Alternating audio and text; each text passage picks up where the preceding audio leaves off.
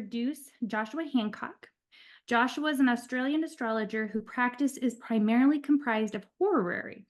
While some see horary as a limiting practice, he is passionate about demonstrating horary's techniques and how they can be applied to empower and enhance his clients' freedom to choose and shape their own lives with confidence. Joshua has studied with the School of Traditional Astrology and also the Evolutionary method extensively with Steven Forrest. He's the founder of Australia's School of Astrology, which launched in February 2025. Congratulations.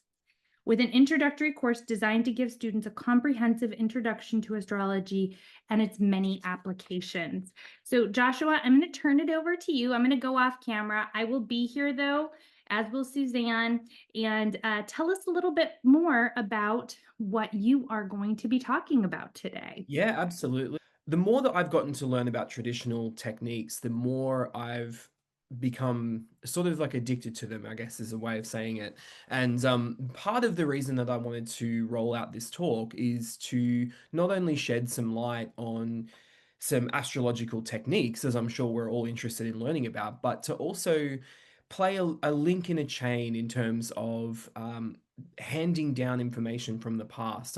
It's become increasingly important to me to honor the lineage of astrological tradition and to play my own small part in helping to keep that information alive through the living lineage of these groups, like what OPA's providing and what we have in the community at large. So a little bit of a focus on astrological history has sort of taken over in terms of the talks I've been rolling out.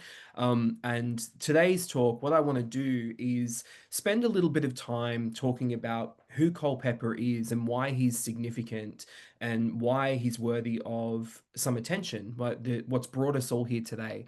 Obviously, Culpeper is known for, in our world, in the world of astrology, he's known for his contribution to medical astrology. But we'll introduce him a little bit more deeply and just set up a bit of a framework for understanding the world in which Culpeper was living. And I want to spend maybe a little bit, probably about half of our time talking about Culpeper and then look at some of his techniques. I'm quite fond of letting the cat out of the bag before I get to my slides. So everything that I just said, we'll talk about Culpeper and his world. And then obviously the thing that we're really interested in as astrologers, we're going to talk about the Decumbiture chart and what that is in our practice and talk about something, a unique area of medical astrology that's known as the critical period structure, which comes from one of Culpeper's texts, as we'll discover as we move forward. And then obviously we'll look at a case study by Culpeper and a contemporary case study, which was really the main reason why I felt like it was so important to deliver this talk because I've been using it in my own practice. So we'll talk about a particular client of mine and how it's just as relevant today as the technique of the critical periods is just as relevant today as it was in the 17th century. So we'll split our time half historical and half practical is what I'm going to aim for. And I am quite fond of the dulcet tones of my own voice. So I'm going to try and stay on script here. I do like to go down rabbit warrens and sort of go off script. So I'm going to try and keep it in check. So Dabney, if you find that I'm going on too long, just feel free to rein me in a little bit. So here we have a depiction of Nicholas Culpeper. He was living and practicing in the 17th century. As you can see, just running the numbers on his life, he didn't have a very long life, but he had quite a colorful life, and he's been quite influential in terms of the written works that he put forward that are still in some of which are still in print today. And this is one of the works that, for anyone who is interested in natural therapies or perhaps even the medical applications of astrology, you've probably come across this text, which is arguably his most famous and most widely published text, Culpeper's Complete Herbal. And this volume is a compendium of medicinal herbs and plants that were growing around England at the time that Culpeper was alive. So he created an encyclopedia of sorts that not only named the plants but also spoke of their uses and could be used as sort of like a home remedy kit, I suppose, for English people, which is something that was very big to Culpeper. He's very much a man of the people and wanted to make knowledge accessible to the everyday individual, which we'll talk about as we get to know him a little bit more. But ultimately, he's known for his work in what today we would refer to as the natural therapies, which at prior points in human history was simply medicine or physique.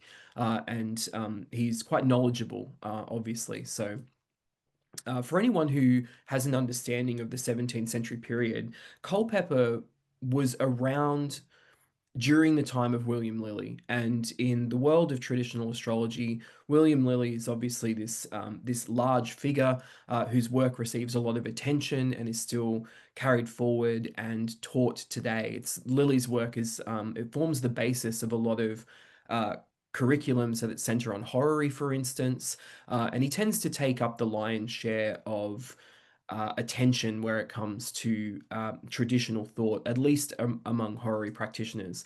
And one of the things that I found myself interested in with Culpeper, there was a period where it just kind of kept coming up for me. I kept seeing references to his works or hearing talks where people were talking about Culpeper, but I didn't really know much about him. And part of what I'm delivering in this talk is really the result of my own research here.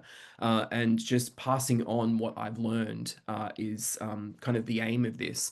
But Culpeper was a contemporary of Lilly. He's obviously a little bit younger, but how much they knew one another, we're not too sure. Lilly published a list of notable astrologers in one of his works, and Culpeper wasn't on the list. So we can only speculate as to why that is, but ultimately they would have known of one another, and there's some textual evidence that supports the fact that they had met before, but they were practicing in their own way with slightly different areas of focus in respect to their practice. This is Culpeper's birth chart, and this is an A-rated chart that comes from astro.com. We don't really have to spend too much time on this, but I just wanted to put it up for anyone who maybe wants to take a screenshot and have it there to look at in the background as we're talking a little bit about Culpeper's life and his contribution. Something that stands out to me quite strongly, which I just want to point to, is that Venus that sits up there on the MC. But as I say, we'll come back to that and we'll talk about it as we move forward. Obviously, he's got quite a lot of Scorpio there in the chart with Capricorn rising and a moon in Gemini. So not that surprising that he's somewhat prolific in his output of written material. But just something there to have in the background, and we can perhaps refer to that if we get time moving forward.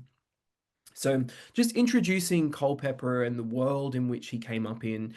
Culpeper was born in Ockley, sorry, in Surrey, which is south of England, and he was from something of a well-to-do family. His that image on the right is of Wakehurst Place. So when we talk about somebody being well-to-do, we sort of just assume that the family has means, but when you see Wakehurst Place and take in the grandeur of it, you get an idea of just how well-to-do his family background were. Now, the Wakehursts were on Culpeper's father's side of the family, and unfortunately for Culpeper, he never knew his father. But just to sort of set the scene a little bit for the background from which Culpeper was coming from, obviously quite an established family who at the time had been settled in the UK for I think a few centuries, so they were well and truly English. And just a little bit about the early period of Culpeper's life. His father passed away before he had a chance to meet Nicholas, so very soon after his birth, or even perhaps just before his father had passed away. His mother Mary, she had the option of uh, being taken in by her husband's side of the family. Obviously, we just saw Wakehurst Place, but for reasons that we don't have clear or full accounts of, she decided to take her son with her to live with her own father, who was a Reverend William Addersall, who lived in Sussex. And this is an image on the left of the parish that her father oversaw and where they went to live. And moving in, obviously, just setting the scene a little bit here, being a pastor at this period in human history was very much a privileged position. The Reverend William Adersole was highly educated. He'd been to Cambridge himself and had quite a large and extensive library that Culpeper had access to as he was growing up. And Culpeper himself ultimately was sent to the University of Cambridge, very much like his family background, which is important to note is was still teaching in the classical languages. So they were still in order to go and partake of the knowledge that was being offered at the university, you had to have some background in these ancient languages. So for Culpeper, as he was growing up, it was sort of a split pathway between following in the family tradition and becoming a reverend in his own right, or pursuing his own passions, which were obviously, as we see here on the right, a little more oriented towards physique or medicine. Now, there's some evidence that suggests that as Culpeper was growing up, that he was exposed to medicinal herbs through his grandmother, that he got an understanding as he was growing up of how herbs were prepared and what they were used for in order to treat affliction. So he grew up with exposure to that, and in addition to having access to his grandfather's library, was something where he had free reign to be able to study subjects that were of importance to him. And as he was growing up, he had ambition to become a physician. However, his family were more interested in him taking up the cloth, and as I said a moment ago, becoming a pastor or a priest, which was arguably the family tradition.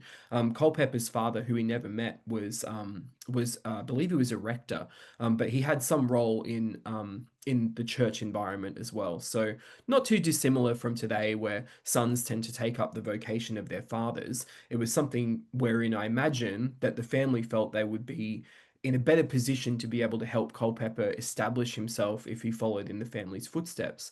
However, as I say, he had ambition to become a physician. So at the time, some of the things that is important to note in terms of what we unfold as part of our story here, just setting the scene of 17th century England and what medical practice looked like.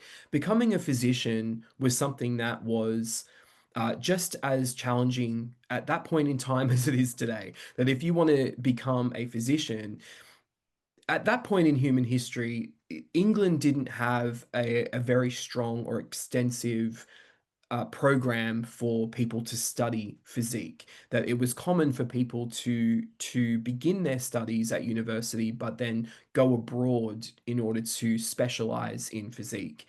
So the pathway to becoming a physician for Culpeper would have meant that he had to leave England in order to specialize at one of the foreign schools. And the image here on the left is of the Medical School of Montpellier, France, which, as far as I understand, is actually still it's still around today. Um, but you had to study abroad to become a physician. Obviously, also that becomes a bit of a challenge because you have to speak the native language at the country that you happen to choose to go and study at. Some of the research that I uncovered suggests that Culpeper wanted to go and study in Italy, but obviously there would have been natural obstacles to that. Not to mention just the cost of taking oneself to a foreign country and establishing themselves while they're studying. Obviously, as I said a moment ago, one had to be fluent in the classical languages, and the pathway was a long one in which it involved 12 years of education. So the concept of a young man saying that they want to become a physician, his mother and his grandfather had their doubts about that pathway. And as we'll come to see in a moment, Culpeper was something of a rambunctious child. So it's possible that both his mother and his grandfather were aware of the fact that he could be somewhat fickle in in his approach to things, that could perhaps lose interest. So the idea that 12 years of education lay ahead of him if he was to go down this pathway was something that they weren't overly enthused by, and they were pushing him to become to become a pastor. So obviously significant expense going down that road to becoming a physician. So Culpeper went to university, and his mother, if we remember that Venus up there on the MC, which if we think of some traditional associations with the 10th house, it's the house of the mother. Um, Culpeper's mother sent him off to university with a healthy purse where, from what I read, she sent him with something like £400, which would have been quite a lot of money back then. And Culpeper didn't really commit himself to his study at that period. He was more interested in the recreational activities of the day, of which we see a couple of options that were available to them at the time. So it was known that Culpeper spent a fair amount of time in the local alehouses. He was quite fond of the sporting activities at the time, and the important piece to think about at this point in his university career, that he was a little more fond of pleasure more so than the rigors of academia. That's not to say he wasn't quite a bright child. In fact, he was. It's part of the reason why his grandfather invested in his education. And it's somewhat important to note too that people went to university much earlier in life during this period. So Culpeper was sent to Cambridge at the age of 16. Some other contemporaries of the time, I think Francis Bacon went even younger than that, as young as 13. So these were very young men that were going through the university program. And as young men are wont to do, that want to blow off a little steam, and perhaps it was something that was maybe a little premature for Nicholas Culpeper. But he went to university, and the background upon which he went through was one where he was sort of being challenged by his family in regards to his own natural ambition. And as I said, they were pushing him more towards theology, where he wanted to move towards becoming a physician. At the time, as is the case for many young people, young Nicholas had planned an elopement with childhood sweetheart Judith Rivers. So Judith was a woman that he'd known in childhood and met again a little later in life at, I believe it was her brother's wedding. But ultimately, they reconnected, and it was something where he was absolutely besotted with young Judith, and put out the option to marry her, which was very quickly shut down by Judith's family. That Culpeper wasn't really considered the best of matches for her. That they were hoping that she would enter into a marriage with somebody of a little higher standing, perhaps, and someone that was probably a little bit more financially viable for her. But the key piece in our narrative here is that Culpeper met young Judith, they reconnected. The family ultimately said, no, we're not going to support this marriage. And they decided, as young people want to do, that, well, we're just going to go right ahead and do that anyway.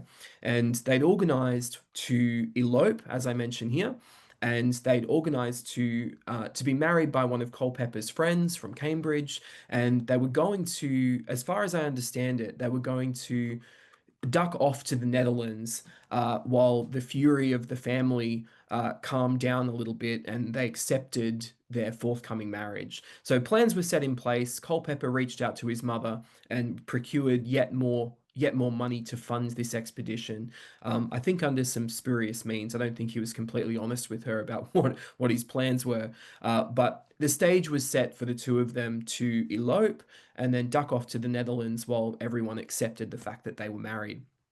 Unfortunately, tragedy struck, and Judith was on the way to meet Culpeper when she was struck by lightning and died.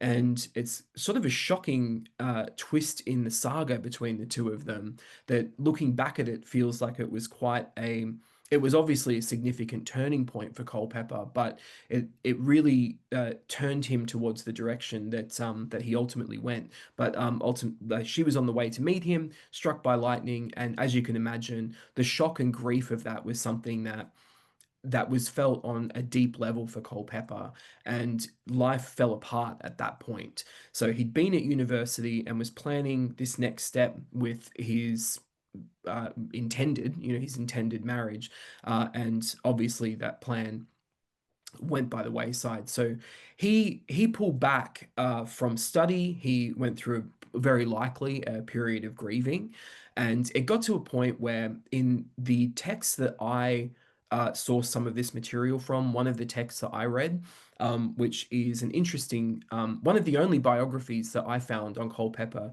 which was written by a man named Olav Tholusius. He mentions that Culpeper, that it was not possible for him to return to Cambridge. So it's unclear as to what the reasons were behind that. He may have just simply missed too much. But Culpeper unplugged from life for a while, and much to the frustration of his grandfather, uh, all plans for higher education for him came to a complete standstill. So, as you will remember, as I've mentioned here, Culpeper wanted to become a physician. His family said, no, you have to take up the cloth. So they struck a bargain in which his grandfather arranged for him to go to London and to become an apothecary's apprentice. And from what I understand, sent him off to London with £50 or $50, the equivalent at the time, to set himself up and to become an apothecary's apprentice. So he moved from a rather small country village, took himself up to London, to the big smoke, perhaps, and the next chapter of his life began.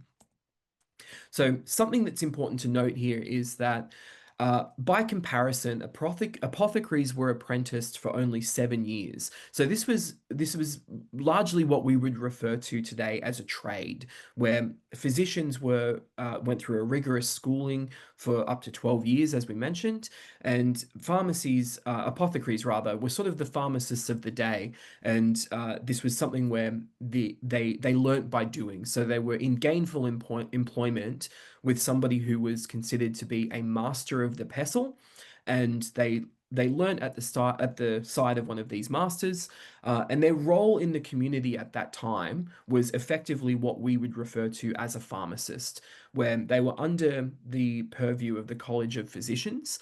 So physicians, or doctors as we would refer to them, would treat patients for quite a hefty fee, and prescribe drugs or treatment paths that these individuals had to carry off to the apothecaries, and the apothecaries would then make them up these concoctions, and that was where they received the medicine, that was prescribed by the physicians. So this is where Culpeper found himself. These were very common at the time, and what's important to note about this is that during this period there was when Culpeper joined the apothecary trade, and as he was learning to become an apothecary, in the background there was a lot of consternation between apothecaries and physicians, that there were some cracks in the way that this system worked, where, as I've said here, physicians were quite expensive and were in short supply at the time. So there was one point, where only 4 physicians or 4 doctors were added to the register in a single year. So just taking in the entire population of I want to say the UK, but of England at the time, with only 4 new physicians and a growing population, physicians were quite expensive and probably quite overwhelmed in regards to the number of people that they could see. And as I say, apothecaries were quite akin to pharmacists. And what happened on the regular, I imagine, is that apothecaries did the work of treating patients in a somewhat unofficial capacity. So, because physicians were so expensive, what would often occur is that the everyday person would go to the apothecary and effectively cut out the middleman. So, rather than going to the physician and paying a large sum of money just to then have to go to the apothecary, it was common for people to just present and ask for a treatment of their symptoms.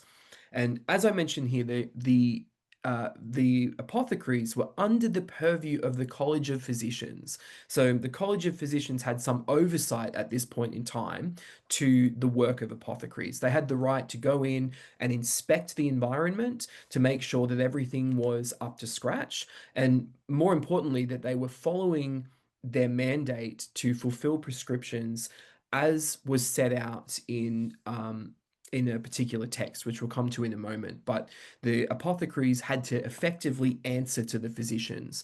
And the very fact that they were treating patients themselves was something that was to the chagrin of the physicians, quite obviously, because they wanted uh, patients to come to them. They were probably very, very protective of their own purse strings, and they wanted to make sure that the apothecaries weren't undercutting them effectively. But the reality of the time was that people couldn't afford the physicians, and the physicians were overwhelmed with the number of people that they had. So there was a mounting sense of frustration between the apothecaries and the physicians, which was going on in the background at the time that Culpeper was apprenticed. So the apothecaries were bound to fill prescriptions based on the standards that were set out by the physicians. And as the apothecaries were as the apothecaries mixed and administered to patients directly, many issues were apparent to apothecaries that physicians were unaware of. So, putting it simply, the apothecaries were sort of like the boots on the ground physician, where they had more of a working understanding of the treatments that they were giving to people. And it's somewhat important to note that some of the treatments that they would make at the time, if you go through some of these old texts, some of the ingredients in these range from up to 70 different ingredients, some of which were quite expensive and very much reflected the worldview and the understanding of treatment at the time. So the idea that you would find the essence of certain animals, for instance, that were mixed into these medicinal concoctions was not uncommon at all. And the apothecaries understood that some of these ingredients didn't really bear any relevance in treating the patient. They were seeing the symptoms, they were seeing how the drugs that they were prescribing them were both effective and how some of them were simply ineffective. So they were in a much better position to be able to make an assessment on a person's treatment path based on the symptoms that they presented with. But the important piece here is that the apothecaries were bound to create these concoctions based on the standards set out by physicians. So the next point in our pathway, I'm just going to keep an eye on the time, is that Culpeper, he bounced around a few times with as he was going through the process of apprenticing. And as we mentioned, it was about a 7-year process, and Culpeper had some trouble in finding someone that he could complete that process with. Someone named Samuel Leadbetter, who was 3 years his senior, decided to open a clinic and effectively said to Culpeper, "Why don't you come and join me? Let's just do this in our own way." So, two young men got together and decided that they were going to open a clinic. They worked together for a fairly substantial period, but the bond between them, what united them, was that they both shared a mutual antipathy for the conventional practice of apothecaries. They understood, based on their first-hand experience, that what was going on at the time wasn't really very effective, that some of the ways that apothecaries practiced weren't treating the everyday person. So they questioned the methodologies and some of the drug compositions that were set out by the physicians. And when it came to their own practice, they decided to treat people at a much lower rate than certainly than what the physicians were offering, which, as you can imagine, didn't end up going down very well. And the point I've got here in the slide is that this ignited the fury of the College of Physicians, and they because they weren't. Well, partly because they were offering treatment at such a cheaper rate, but then also partly because they weren't following the standards that were set out in the prescribed list, which was in the Pharmacopoeia Londonesis, if I'm pronouncing that correctly. So that was the standard text, and that text was written in Latin, and it was something that only educated people were able to understand. But this was like the Bible for anyone who wanted to prescribe or to work as apothecaries and to mix and administer drugs at the time. They had to adhere to this list. And there's something important about the fact that it was in Latin. As I mentioned, Culpeper was very much a man of the people, and he very much believed in knowledge being accessible by all. So the fact that these sorts of texts were written in Latin was one of the sort of like the fail safes that prevented the everyday person from being able to understand and have any sort of any sort of opinion about what went into the medicines that they were taking in order to heal themselves.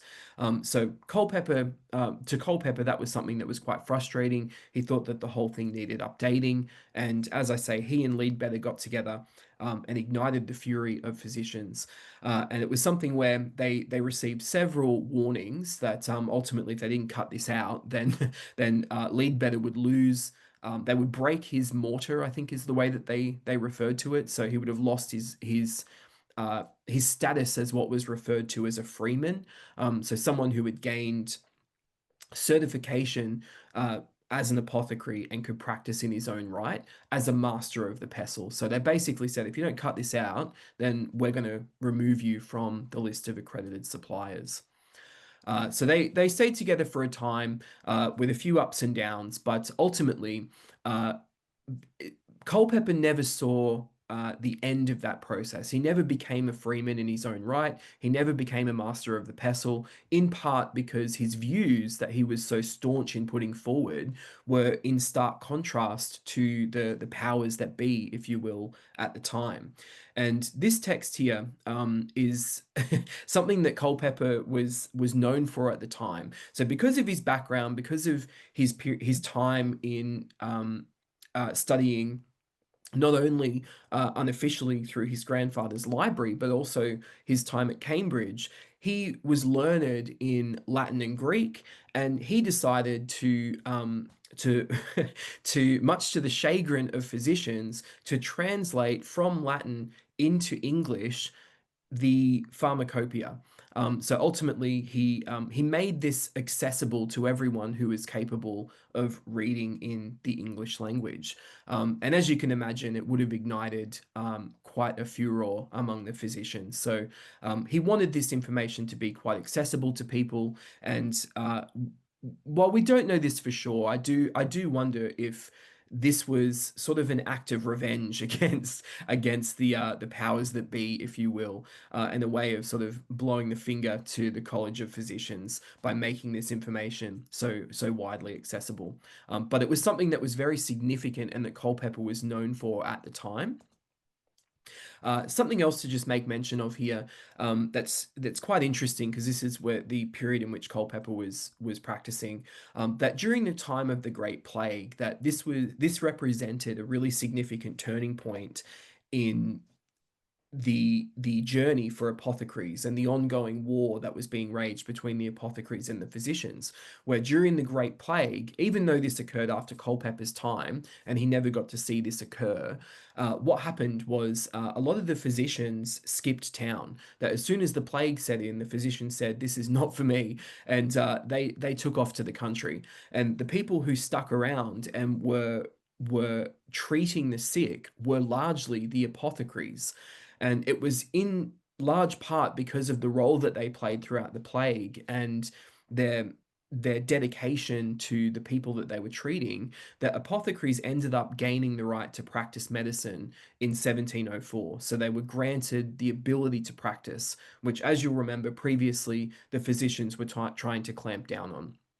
And then in 1815, the Apothecaries Act was brought into place that gave them control over general practice. So, what ultimately occurred was that the apothecaries became what we now refer to as general practice doctors, where they saw people sort of as uh, people would present with symptoms, and because the apothecaries understood these symptoms with a lot more of a working understanding, they ultimately morphed into what we now know as general practice doctors, which is just interesting. And Culpeper, in his own way, contributed to this shift that set the scene for the way that we now know the medical profession to be set up.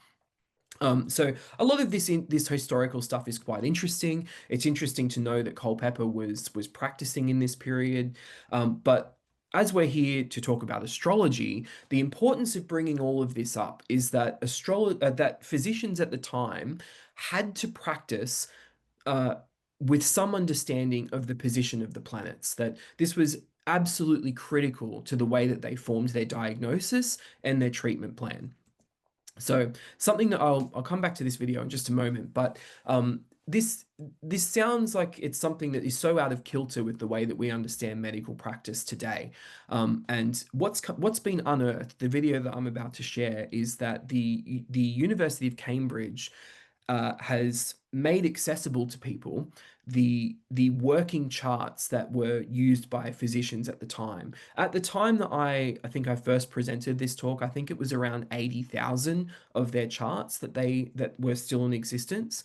80,000 is such a staggering number that. And these were only from two physicians. So the idea being that astrology played such a universal role in the treatment of affliction was just a natural understanding at the time that people understood the planets to have an impact on the body, that they expected doctors to be able to form diagnosis and present a treatment plan based on the position of the planets. So I'm just going to play this short video for you to give you an idea here.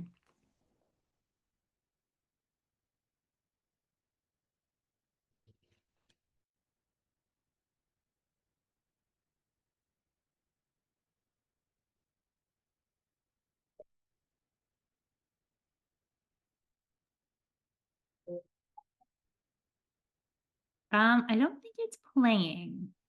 Oh, you can't hear that? We can't hear it. We can see it though. Oh, okay. Well, I might just skip ahead there, because I'm not Okay. sure how to turn that on. 1 second. And there's always so many crazy little things like that. Yeah, sorry, let me know if it is going to work for you now. 1 sec. Can you hear that now? I can't. Okay, well, we'll skip ahead. For anyone who does want to see this video, I've got the link just down here. It's freely available on YouTube. Only runs for about 5 minutes or so, but it gives you more of a background into the way that the 17th century physicians were using astrology at the time. And there are links online that will allow you to see some of these charts themselves that came down from Richard Napier. But we'll click forward. So if anyone wants to take a copy of that link, feel free. Maybe just grab a screenshot. It's a bit of an interesting video, but just it's brief and it doesn't necessarily. It's not going to throw us off by not watching it. Put it that way. But moving forward, so where we come to uh, our understanding of Culpeper, and as we sort of shift a little bit more towards astrological practice and talking about the techniques of Culpeper that I want to demonstrate here today. The technique of the critical periods is one that is outlined in Culpeper's Semiotica Uranica, which is a text that has come down uh, from Culpeper, otherwise known as an astrological judgment of diseases from the Decumbiture of the sick. So that just really rolls off the tongue there. But ultimately, if anyone wanted to read about this more extensively, this is the text that you want to have a look at in order to understand this technique more precisely. But we do cover it here today, quite obviously.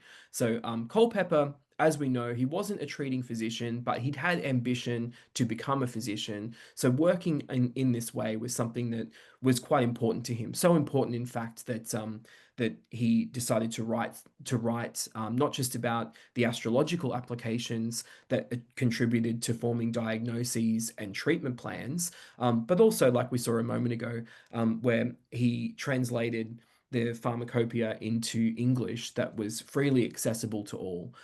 So he's very much an everyday man, Culpeper, like to keep it pretty grounded, and something that is in an easy understanding or an easy inference of the friction that existed between apothecaries and physicians at the time was that the apothecaries saw that there was a lot of complicated and unnecessary components that went into treatments.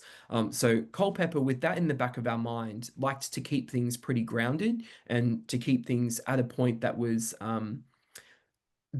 rather obvious and not simple so much, but you'll see what I'm trying to convey here as we make our way into the example.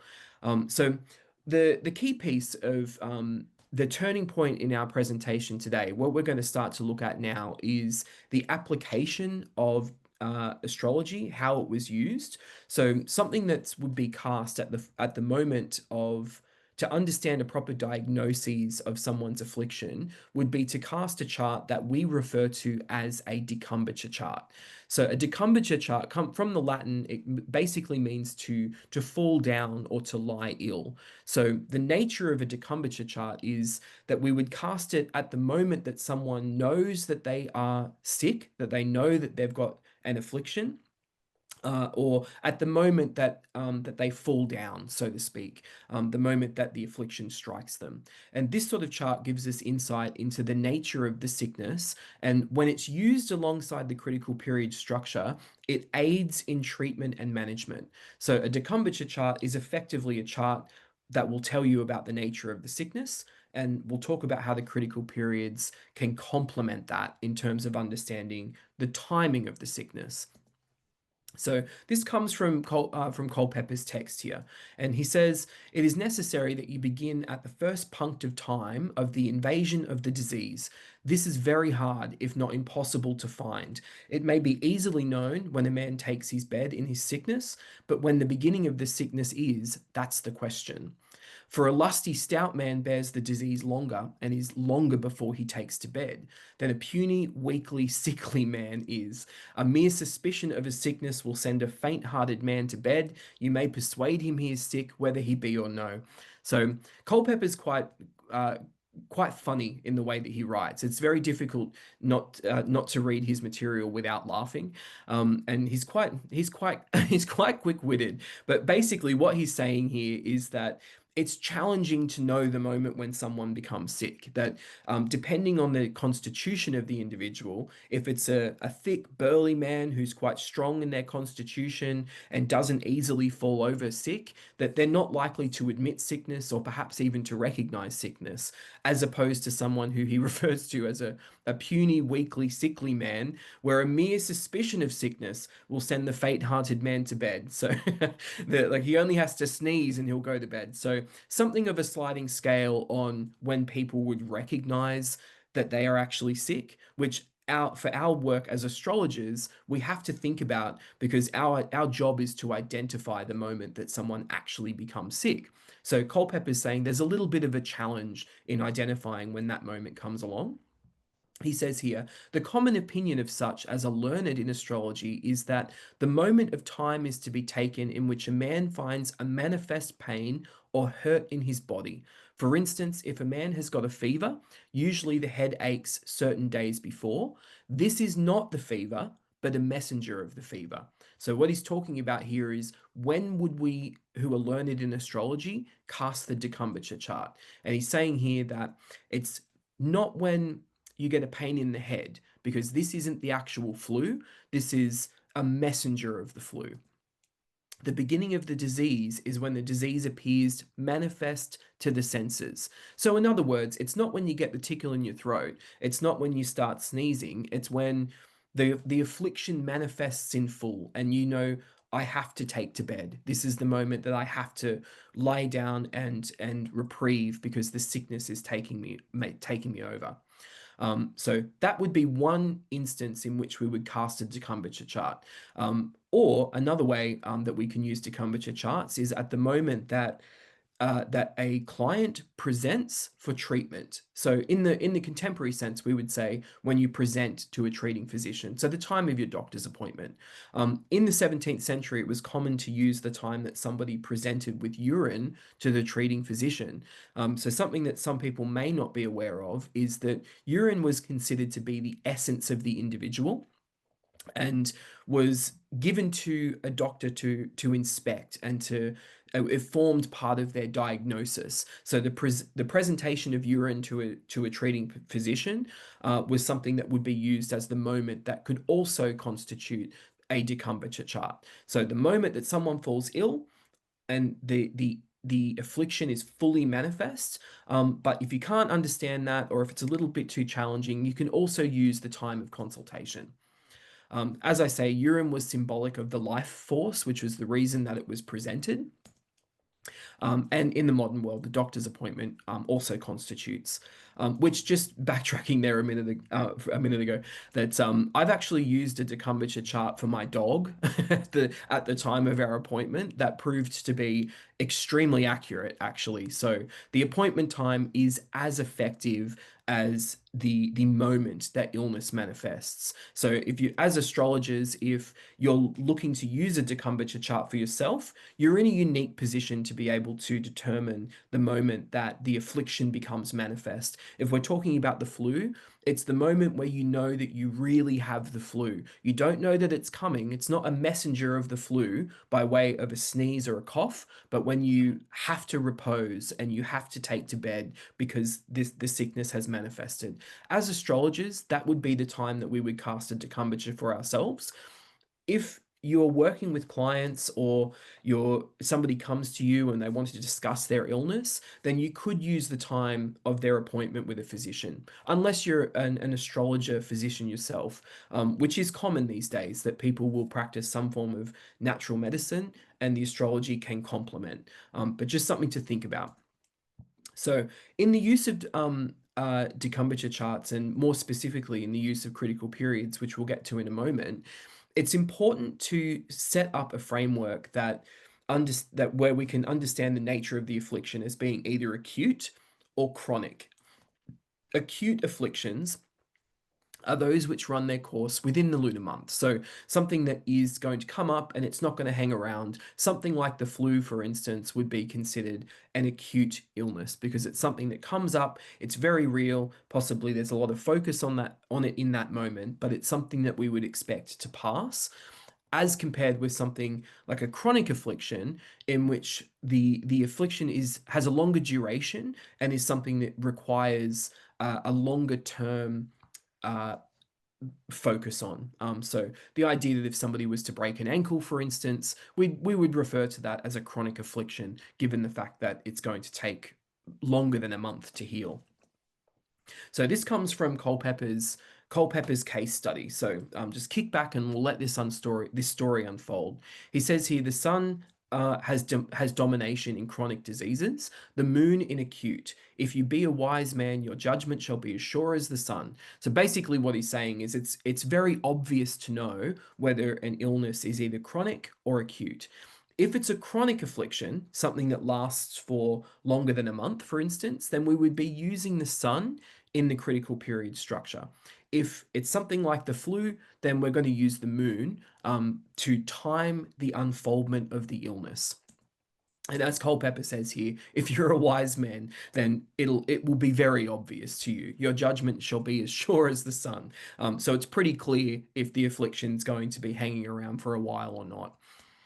And just a quick spin around the way that we would approach a Decumbiture chart, which is different for anyone who's in the room who's not perhaps not as well versed in traditional approaches to charts, or is more oriented towards the natal approach. Just some things to understand, to take note of here, is that the first house represents the individual's vitality.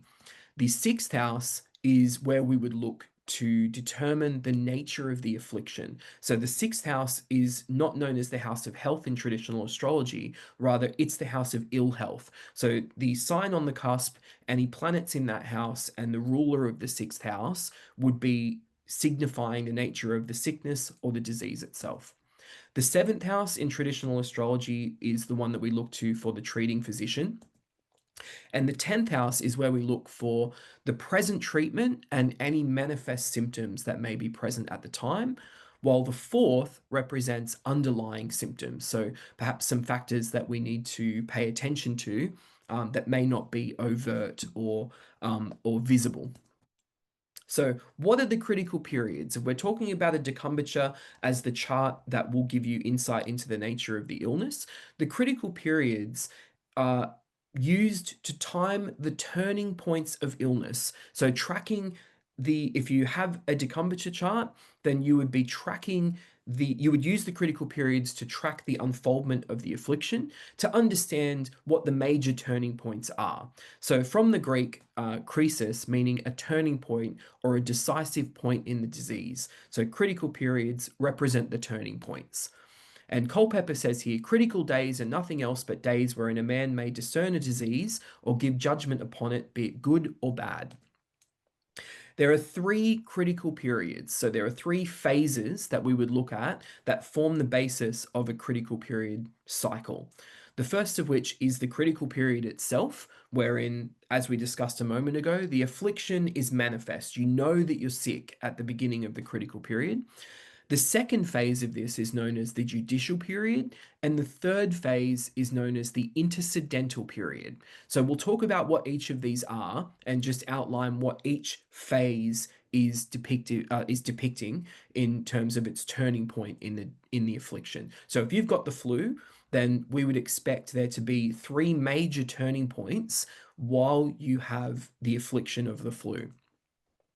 So once again, remembering that the moon signifies acute afflictions and the sun chronic afflictions, what you need to do to set up this framework is to note the degree and the minute of the luminary as this represents the first period. So the first step is deciding when you're sick, casting the Decumbiture chart. The second involves deciding whether or not you're going to use the moon or the sun to time the affliction. So let's, for our purposes here, imagine that we're looking at the moon. What you need to do to begin this process is note the degree and the minute of the moon, and that becomes the first critical period. When it reaches the same degree and minute of the next sign, that is when we enter the next phase in the cycle. This marks the beginning of the following period. So we'd go from the critical period to the judicial period when the moon moves to the same degree and minute of the next sign. So fairly simple to time. So imagining here just a quick visual that the moon is at 6 degrees and 41 minutes in a hypothetical critical period. This would be the first wave. So this is the critical period itself. The second wave would be when the moon reaches the same degree and minute of the following sign, that we enter the judicial period. And then the final phase in one cycle is the intercidental period when it comes to 6 degrees 41 minutes of Virgo. And in the case of the moon, we know that the moon changes signs every couple of days. So these major turning points will occur every couple of days, like roughly to every 2.5 days.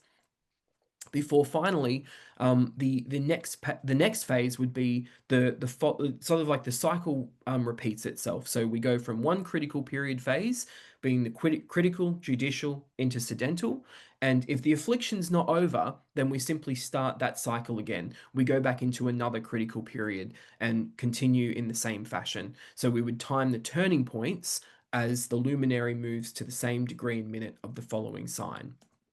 And you basically keep doing that to keep timing the illness and understanding the major turning points for as long as the affliction continues. So just understanding these turning points precisely, the critical period is the turning point in the disease or the sickness. It's the planet's own transits to this point are important to note. So as you are looking at charts for each of these periods, you want to be looking at the initial period to determine what's changing, how the affliction is being either supported or challenged as each turning point unfolds. And it's during the critical period, this is really one in which the body is really putting up a fight. So this is when there is a battle of sorts that's unfolding between the native or the person who's experiencing the affliction and the affliction itself. It's like the body's putting up a fight against the disease. The second phase, which is the judicial period, here's Culpeper again. He says, they are so called because upon them Dame Nature and her son Dr. Reason would make manifest what the disease is, and Dr. Experience tells me this true. So effectively what he's saying here, using nature and reason, the judicial period is one in which you'll understand the disease a little more fully.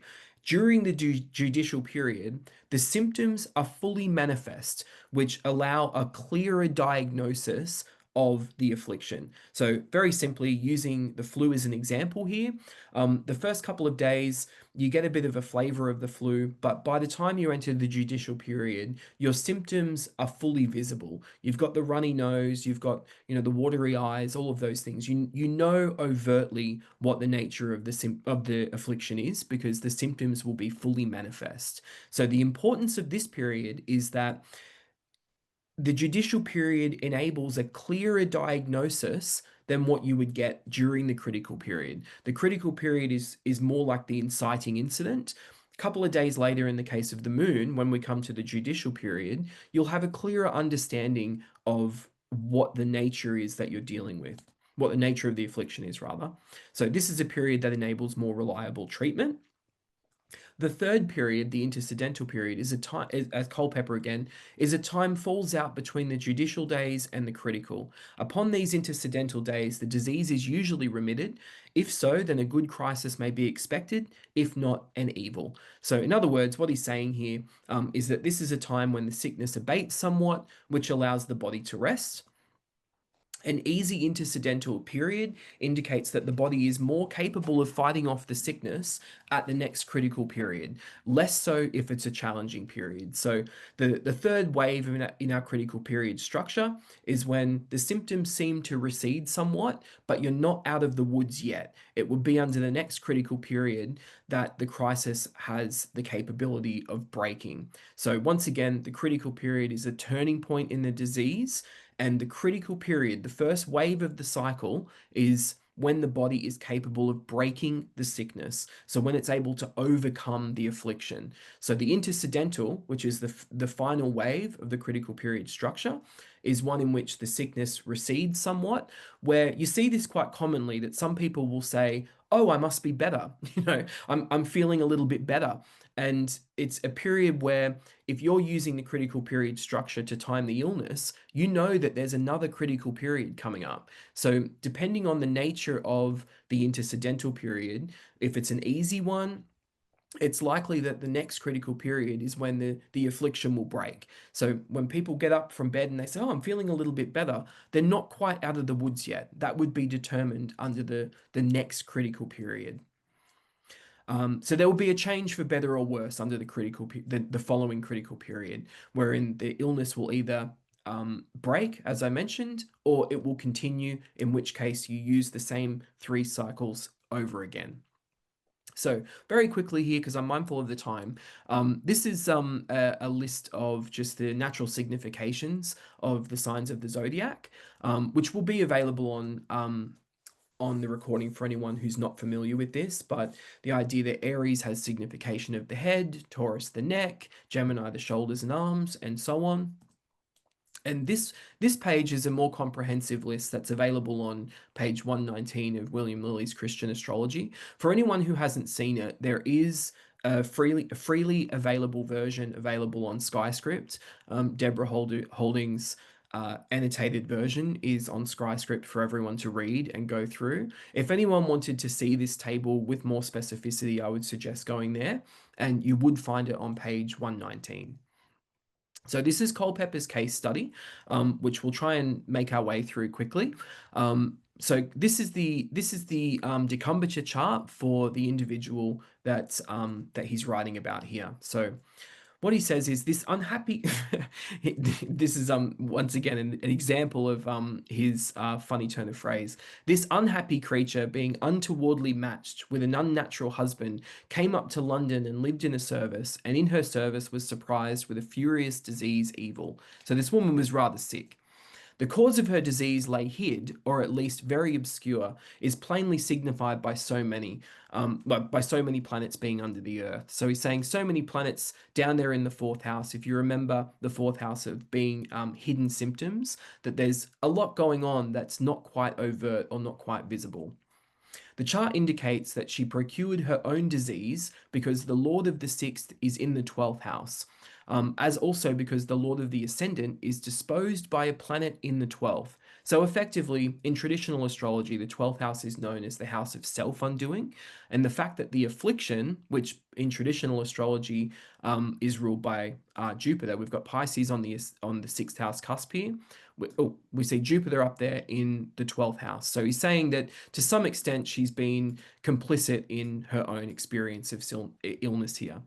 He says the Sun and Mars in the 4th house with the dragon's tail in quartile to the ascendant show violence in the disease, danger of poison, and an ill end of it. Her physician is signified by Mars, which was a French quack which lay in the house and was like Mars in Capricorn as a pond water is in an apple. So in other words, a doctor was there treating her, but that doctor wasn't really doing a good job of actually treating the illness. That as he says here, he was a French quack.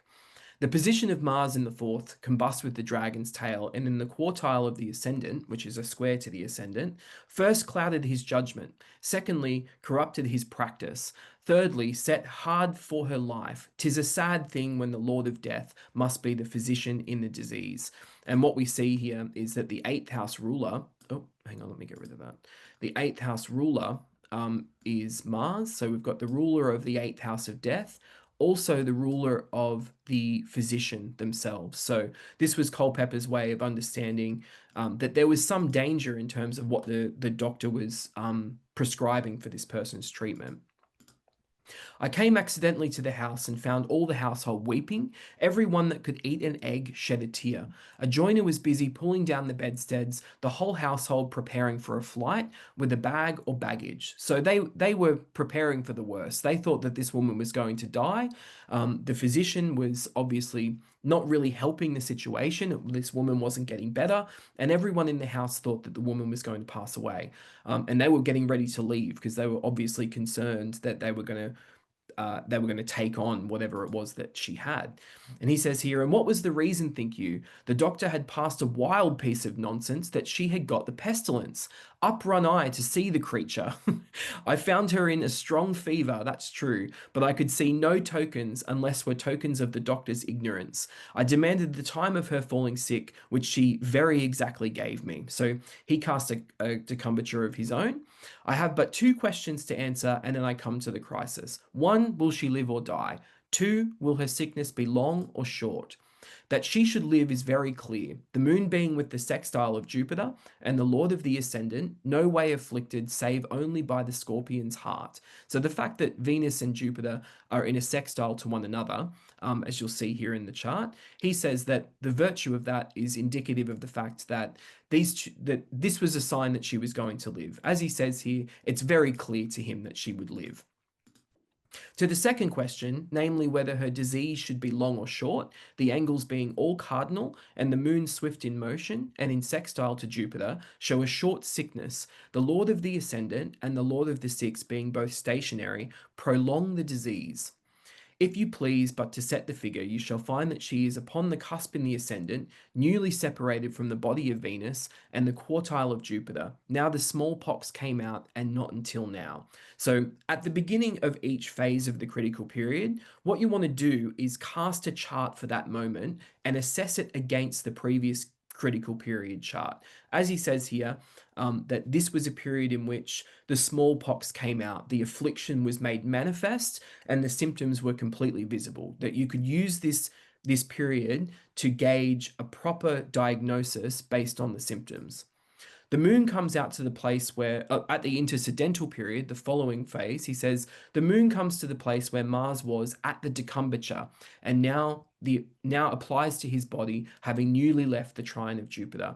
So effectively what he's saying here is when he's juxtaposing the critical period chart against this intercidental, the moon came to where Mars was at the time of the decumbiture. He also says here that Saturn is on the ascendant. As you'll see, this is during the intercidental period. And what you're using these charts for is to gain an understanding of what the turning point represents and prescribing treatment based on the symbols in the chart. As he says here, Saturn is upon the cusp of the ascendant, and about this time she got cold. So she was freezing during this period, as very aptly depicted by Saturn being there on the ascendant. So here they are, and you'll see that Saturn in the intercidental period has gone from being up here in the 9th house to being right down here on the ascendant. Something that he factored in as part of his process of treating this woman. He says the moon comes to the place where Mars was at the Decumbiture and now applies to his body, having newly left the trine of Jupiter. That's a repeat. He says here, I'm of the opinion that the ascendant and sixth house being earthly signs at this time, and the moon in conjunction with Mars in another earthly sign, doth clearly show her being bound in body. This day, which should have mitigated her disease, increases it, and now her doctor, if I may call him so without a solecism, begins to play the antique. I had almost said the mad man. Now he exerciseth her purging faculty, and left his wits abed and asleep with his last night's mistress. Sure I am a physician would admire to hear scammony given to a creature that had the smallpox coming out upon her. To conclude, a very ill crisis is threatened. So that's quite a funny line, but I won't spend too long depicting it. He's basically saying that this guy is now, while this woman's still in a very critical phase, is beginning to prescribe herbs that are going to create a purge. The first crisis comes about on the 18th of December, 3/4 of an hour past 11 at night. The face of heaven is not much altered from what it was at the Decumbiture. The moon separates from the sextile of Venus, the lady of the ascendant, and applies to the quartile of Saturn. And had Dr. Dunce only judged she would have died now, as indeed he did, he might have been pardoned, although he had failed. But alas, he, poor man, had little skill in times and seasons. His skill was employed to know a woman from a man when he had got in her bed. So basically, he's saying the doctor is so useless that he can hardly tell the difference between a male and a female. He did not only say, but swore that she would die about the intercidental time. Such a thing be seldom seen in a man's age, but let us to our art and let the doctor's ignorance alone. You shall find, if you please, to set the position of heaven, the scheme almost the same with that of the Decumbiture. The woman carries the beams of the lady of the ascendant to the quartile of Saturn. The sun and Mars cast hot full beams to the ascendant, and indeed my own opinion is that had the moon applied to Mars as she did to Saturn, it had killed her. So he says it was pretty precarious, but ultimately that he said from the very beginning that he thought that she was going to live. It is clear that this is likely to be the time of greatest danger in all her sickness, and so indeed it was. Now must the disease needs be the strongest, nature weakest, and if this time be past, the bitterness of death is past indeed at this time. So basically, if she gets through this period, then she's this rather precarious period, then she's going to ultimately live. But this is the most precarious phase of the illness.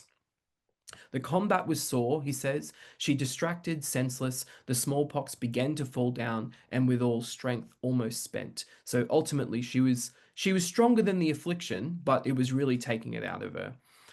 Rational hopes of her life are the dignities of Saturn in the ascendant, but especially the trine of the Sun and Jupiter upon that day. It is the opinion of the learned in this art that let the significators of life or death be seated or disposed as badly as they can be, yet if the Sun be in conjunction or good aspect with Jupiter, the sick will live, and truly so did she, almost to admiration. So he's basically saying that if the benefics casting trines to the ascendant, which is the native, that surely she will live. So these are rather protective influences, and as he can see here in the chart, the very fact that they are forming, casting their rays in such a way that she made her way through, as he says here, almost to admiration. Now, I have a chart of my own, but I just want to check in with Dabney. How are we going for time? I know that we're kind of just a little over an hour. Yeah, we're over an hour now, so I think it would probably just, I'm not sure, what time it is for different time zones and stuff. So if you're okay with it, maybe just wrapping up so we can take one or two questions and then we'll go from there. Absolutely. I wanted to spend some time with this chart, but obviously time permitting, it will take us a little too long to unpack it. This is a horary chart for a client that I was working with, who I applied the critical period structure with. And without going too deeply into this chart, what I wanted to set out here is this image here, this diagram is one that the client requested from me. She wanted to understand an easy way of knowing the critical periods. She was suffering from a chronic affliction. She had breast cancer, And with these dates that I provided her, the critical period, which was based on her initial appointment time when she was informed of her affliction, was the date that we used to start this critical periods process. I used the sun in this instance because the chronic affliction was one that was obviously going to take it was obviously a chronic affliction. It was going to take some time to follow treatment through. So just a list of these dates here on the right. Not important to note too much at the moment. Rather to say that as I was working with this client, some very significant turning points happened on these dates themselves. So using the structure from the time of her initial appointment at the initial diagnosis was on the 23rd of the 1st of 2024, where she was informed that she had breast cancer. Her judicial period, which was one in which as you will remember from the slides, this is one in which diagnosis is clearer during this period because the symptoms are more manifest. So part of this process was for her involved a surgery, and while I'm not a doctor, there was some process that was undertaken to map the limits of I think they call it the margins, is the way that they say it. So she'd had the margins set out prior to the judicial period so that the doctors understood exactly what they were going in to remove. She went back for another scan during the judicial period and the diagnosis was corrected. So as you'll remember, the judicial period is when the symptoms are fully manifest. So they went back in, did another scan, and they had to amend the margins that they had originally set out for her surgery. So really compelling, that example. Finally, the intercidental period is when she began having chemotherapy. And on the actual next critical period was when her hair began falling out, and she contacted me in a flap because she couldn't believe how strongly the dates correlated with significant turning points in her disease, which I could go on about. But ultimately, this client ended up cancer free just before the third critical period. But we're going through that with a bit of a whirlwind. So I'm glad that everyone will have a copy of the recording to be able to refer back to, especially Culpeper's technique. But with that being said, as Dabney said, is there any questions that anyone wanted to pose or anything that we can add to the whirlwind presentation? Thank you so much. That was so interesting. I wasn't familiar with Culpeper at all. So that was all new information, and it's really interesting. So I guess one of the questions that we do have is people are asking if there's any way you could share the link to that video that wouldn't play right in the chat directly. Let me just see if I can. I'll just stop the share and I'll see if I can grab that for you. One second. All right. I should also mention, I just want to acknowledge like some of the sources that went into curating this talk. It was Deborah Holding through a talk she gave on Skyscript that put the critical periods on the map for me in a more serious way. So Deb's talk is one that people should check out if they're part of the Skyscript community because she goes more deeply into the nuts and bolts of the critical period structure, as well as some articles that Philip Graves wrote for the Mountain Astrologer on Culpeper. They really set me on a path to my own research around this. And for anyone who was a subscriber to the Mountain Astrologer, those are well worth checking out. Let me just grab the link here. Just bear with me a second. Yeah, no problem. So while you're getting that, I just want to tell you there's lots of love in the chat. People found it to be quite fascinating. So kudos on that front. One moment. I assume that it's still up. So here it is. I'm just posting it into the chat now. Great, thank you. So we have another question. Did that go through? Sorry, I just It want to make did. sure. It did. We have that. Thank you very much. What was the 10th house? And I believe she was in the probably from the thing that the case study that you were of your client. The chart itself, or do you mean the signification of the 10th? Rhonda, can you go in the Q&A and clarify? Because it just says what was the 10th house, please? So the 10th house is naturally signifying the present treatment plan. So at each critical period, what you would be looking at is the signature on the 10th house cusp to gain some insight into the nature of the treatment path. So if you're seeing hot planets on the 10th, then in a rather simple context, in a rather broad context, then you would be using heat to treat the affliction. If you see cold planets that are ruling the 10th house, then you would want to use coolness or cold to treat the affliction.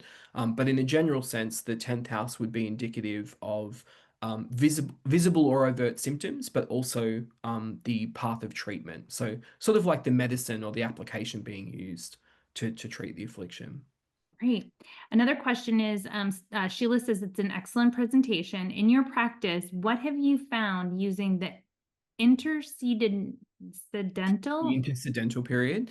From the way that I understand it, based on Culpeper's text, that if you have an easy intercidental period, then it's one in which the following critical period, which is where the affliction will either break or continue, is likely to be easier.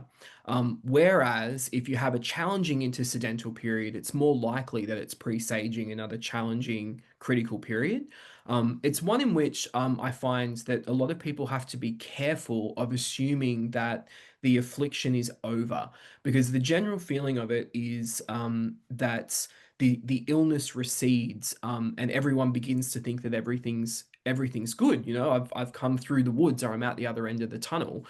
Whereas understanding things in this way, you know that there's another critical period coming, and it's something that is that many people sort of erroneously use as a time to sort of get out of bed and to get back into things. I Mm. find treatment under the intercidental period is something that's even more important than something like the critical period sometimes, because if you're not paying attention to it because the illness has sort of receded somewhat, it's easy not to keep up with treatment. So it's something that I think is important to underscore, because most people think, oh, I'm all better, it's all fine. But we know that there's going to be another wave. Very interesting. Okay. Now, last question is, which grandmother taught Nick the plants? Do you know if it was his maternal or his paternal grandmother? It would have been on his mother's side. And the reference is that I read in the text that I sourced the material from just makes reference to his grandmother. But his mother went back to live with her father, and I know that her father, William Addersall, had two wives. So it's unclear to me as to whether or not it's the actual blood relative, or if it was the woman that his grandfather had married in his second marriage. Great. Great. Well, this was all incredibly informative and interesting. So if I have clients who are going through illness and I am not somebody that specializes in this, can we send them your way? Oh, I would certainly happily diagnose. One thing that I find, just like something that's sort of important to note, is that I find that using these techniques are really helpful in terms of understanding and diagnosing. But as I'm not a practitioner in any sense, I don't practice any healing modality. I find that that I'm limited in terms of what I can give clients, as we all would be, in terms of treatment, because you'd need to be a practitioner. But this will help you understand the major turning points. And if you're sick, it's good to know that. It's good to understand that there's either a reprieve coming, or that you really need to prepare because things are going to take a turn for the worse, or just be more challenging. So if you're a practitioner, this can slip right into treatment plans that you prescribe. If not, then we would do what we do in astrology always and just prescribe, right? So, but yes, I'd be happy to help.